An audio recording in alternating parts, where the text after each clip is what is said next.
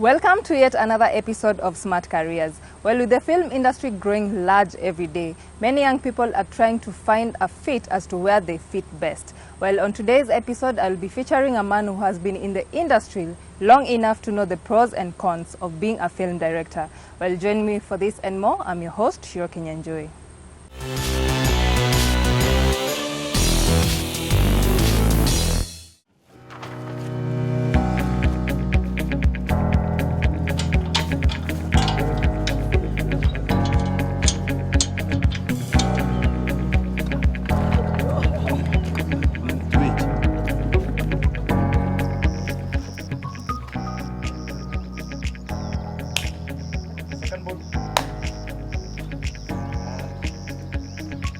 Action!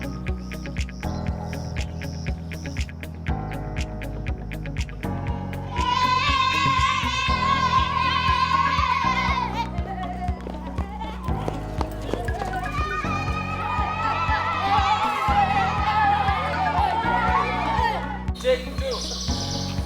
Kaitu sa ini. Something kaitu. Ayan, tracks. Act. Tembea tu, pasa kidogo. Pasa kidogo.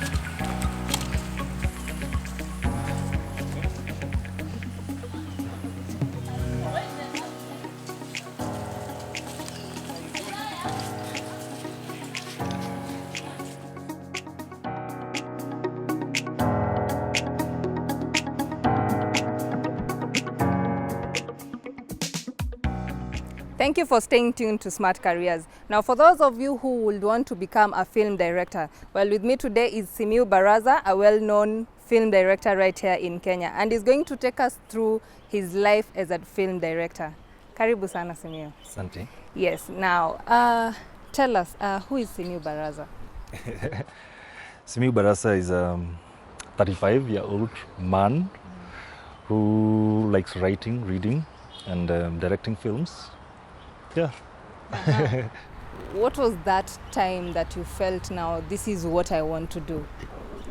Well, initially, from the time I was young, I used to do a lot of Sunday school dramas, Sunday school plays, and all that. So I used to love a lot of theatre.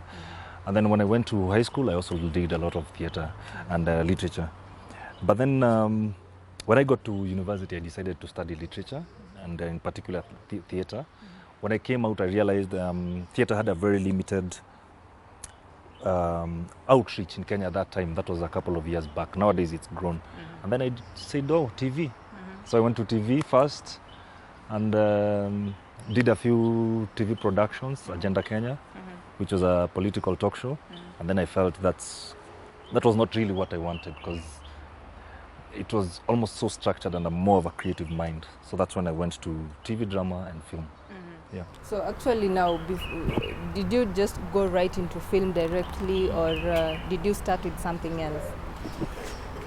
When I graduated, I started off with theatre. I worked in Nakuru and Little Players Nakuru, and I worked in Little Theatre Mombasa, and then I interned at Phoenix. That's why I started seeing the TV people who were coming to do plays, and so I really wanted now to get into TV. So I went for further training at Mediva, Media for Development in Africa, where we were being trained now on how to use camera equipment, how to use audio equipment, and that's when now I started marrying the two, because there I was being trained to be a journalist, but the equipments now, the digital era was happening, so the equipment's almost the same, and then I decided, okay, let me try and learn more about film. So I started writing, because I was writing a lot. And then I started now writing for Makutano Junction, which was a very big drama in Kenya at that time. And then I went in there as a trainee AD. And that's why now I started learning how to be a director. So it was not an immediate jump into it. It was, I know I can do this, but I don't have the capability to do it. So how do I get it? So that's when I went to Mediva for the technical training, and then for the practical training on the job to Makutano Junction. Yeah. So what is the job description of a film director? Well, a film director really, the main job for him is to visually, to translate what is written using the cast and crew that is available to give a visual picture of what you finally see. So his main job is to actually translate the written words which were written by the writer and then sing them artistically. His job is very artistic, and then being able to translate them using his artistic vision to the final product that you actually see on the screen. So in a nutshell, you can say his job is to bring someone's idea onto your screen. Now that one entails artistic vision, entails working with people, entails knowing a lot of technical things that you need to do to be able to do that, because there's light, there's sound, there are actors involved, there are crew members involved. That's the main job, the artistic job. And I also think for me, the other main job of a director is to be a people manager. Because on a film set, you have so many people who are there. Each one who's an artist, each one has their own agenda in their heads. Each one is creative. And if you're not very careful, they might run away with your creativity and just the set cannot work. So you have to manage people's emotions, people's egos, people's crazy ideas, and marry them to one singular vision. So the more you know about each department, the more you know about how to manage people, the more you know when to balance, how to be firm and how to be easy, the better that your product comes. Yes. So actually now on a set, whom do you work so closely to? On a set... Who is like your right-hand man on set? On a set, there are two people that are actually three. My first one is the AD, the assistant director, whose work is to logistically ensure that everything is working. The AD is the engine. He's the one who plans what are we going to shoot today and then all that. But more importantly for me, the AD is the person who knows when to tame you. Because as a director, you can get carried away with what you want to do. But then there are issues of time. You've got a producer who's given money, who knows this thing needs to be completed at a certain time. So the AD keeps on prodding you and telling you, okay, we've done this, we need to do this. He's the one who controls your mind, so to speak, and making it sing. The other thing is the camera person, the DOP, because he's the one who has the camera and is in charge of the lighting. The lighting department also falls under the DOP. And so they are the people who you work closely with. The third person that I really work closely with is basically the actors. But for me, my closest person is my AD. Because he's the one who can tell me when I'm messing around, when I'm getting too carried away, when I'm not doing my job fast enough, when I'm tired and there's so much that needs to be done. Keeps you on toes. Yes. So actually now, before you take up a project, what do you look for, or actually, what makes you take up a project before, maybe from a producer? Well, for me, the most important thing has always been the story. If I look at a script and I'm like, it needs a little bit of improvement, because I have a background in script writing. That was my first entry into TV and into film, script writing. So I look at it and then I see maybe it needs changing here and there, and then you can send it back. And if they change it, it's well and good. If they don't, it's well and good. But if the story does not work for me, particularly for me, I don't touch that project. I've actually been said to be a bit difficult, but then that's me. In terms of all the projects I've taken on, because I love the story, no matter what the situation is, whether they have the equipment or not, have always worked. All the TV programs that I've touched, which I've said, well, I like this story. And people are like, but we don't have this, we don't have big sets, we don't have what, have worked. But if you take a bad script, even if you have every equipment in the world and you employ the best people in the world, it will never work. And I think if you look at our industry, especially in the continent, and I'll give you a very good example of Nigeria, which is the third biggest home entertainment industry in the whole world, is because they have the story. And they put a lot of emphasis on it. It might look simple, but it works. That's why even Kenyans right now speak with Nigerian, idioms, chineke, ogao, all those kind of things. Yes. If you look at Hollywood, it's basically the story first before they even muscle it up with the equipment and all the monies they have. Bollywood, the same. But there's been a problem here. I think we emphasize so much on, I have this equipment, I have this, oh, they were shooting with these, they have threads, they have dragons, they have what? And then the final product, nobody's interested in it. So marrying the two is very important. Good equipment, good actors, good everything, but you can only get all those if you have a good story. We take a short break, and when we come back, we continue with our discussion on being a film director. But before that, our encouragement segment. Stay tuned.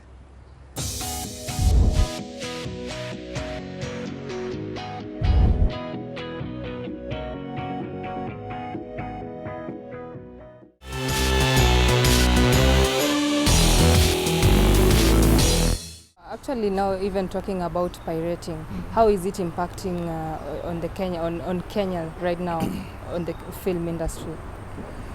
I've not seen a Kenyan film being pirated. Serious? No. Any person who talks about pirating in this country, about a local film, I think needs to go back and check their research vizuri. The fact that it is there means there is a challenge of distribution that we have not satisfied to the people. And since most of us are not being pirated, it also means there's a deficiency of content that we are not giving to the people that can allow them to pirate. Why are they pirating Nigerian movies? Yes. Why are they pirating National Geographic? Why are they pirating Avatar? Why are they not pirating Sibiu Barasa? Those are questions you need to ask yourself, even as people talk about pirating. It's a complex issue. What do you think is missing in our film industry right now?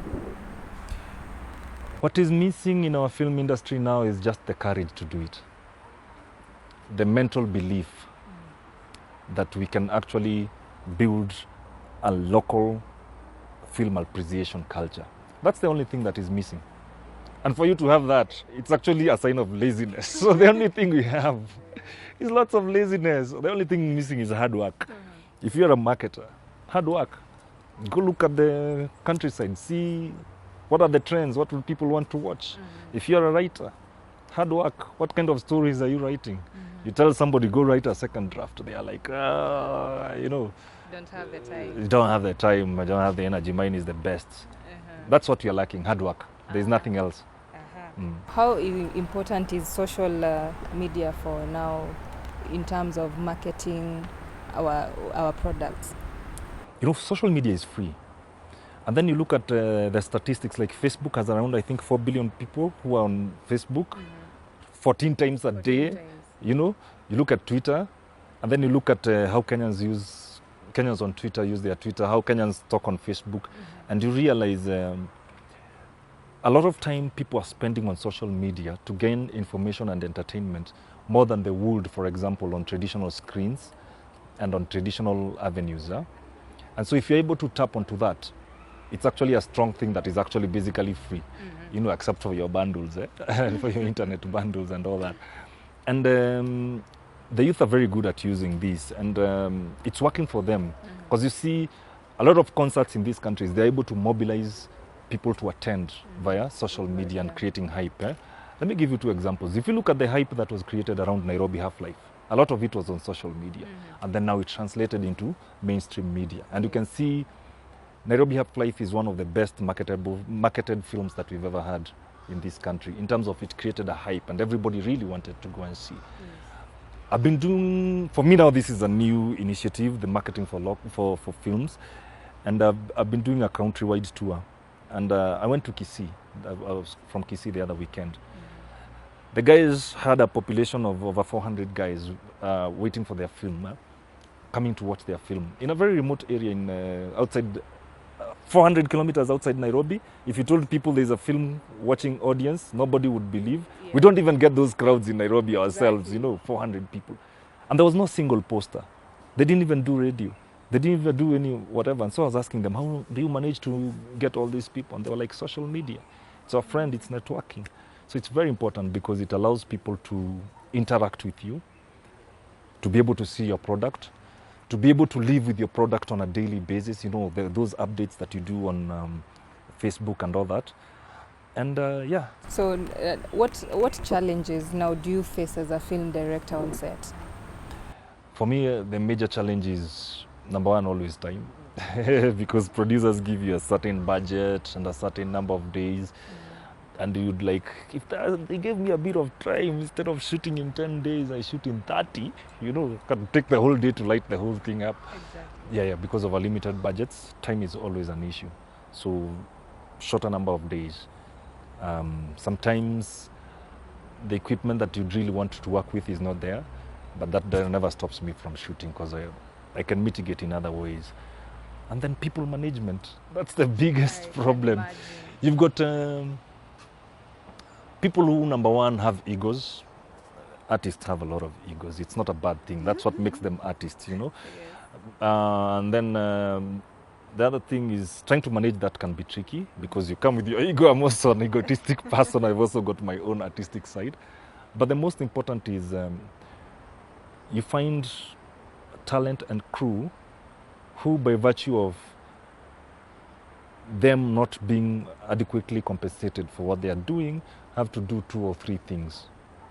And then suddenly they're on your set, they have 1 hour, they have to run to another set, or they come to your set tired after coming from another set, or they come to your set with a character from the other set. And it's not a very good thing, eh? It's not a good thing. So you as the director faces issues that are not related to your artistic work, because now it is the whole producing industry kind of thing that now starts reflecting on you. People get a bit hot-tempered and what. So yeah, people management, people come with their own issues. What is that character trait that separates you now from these other people? Me, I'm ideally. Yeah, you ideally. No, ideally, you need to be very calm. Calm, you know, that calm of people you can be shooting here and there's a riot and tear gas and bombs are going off. But you need to be calm. Let's shoot, guys. You know, and you have to convince people to be shoot. So you need to be calm. You need to be very intuitive. You need to be able to read people. That's one big thing. You need to be encouraging. And then you need to know all aspects of production. Technical knowledge is a must. Ideally, that's it for a good director. Patience, kind, tough. Then you also need to be firm. Because when things go wrong, your kindness should not be taken for granted. Your calmness should not be taken as a sign of, I can get away with murder. You'll not, you know, need to know how. That's why I was saying you need to be intuitive. You need to know when to balance the firmness and when to balance the kindness.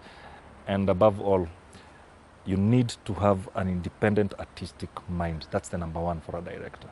You can be able to see, this is how I'd love this to be, and this is how I'd like it to go. That's it. What is a typical day for a film director on set? For a film director on set, of course, most of the times you arrive on set early. Our call times are normally 6 o'clock. Take your coffee, sit down with the AD, see the scenes that are being shot today, relax, watch people having breakfasts, go on set, go through the lines, do your blockings, call in the actors, do your blockings again, calling the crew, do your blockings, and then from there it becomes repetitive. Yeah? That's why I'm telling you, it's patience. Eh? Let them light, shoot, refuse the ones that have been shot, accept the ones that are good. In the evening, when everybody has gone home, you're still seated down watching whatever you shot during the day.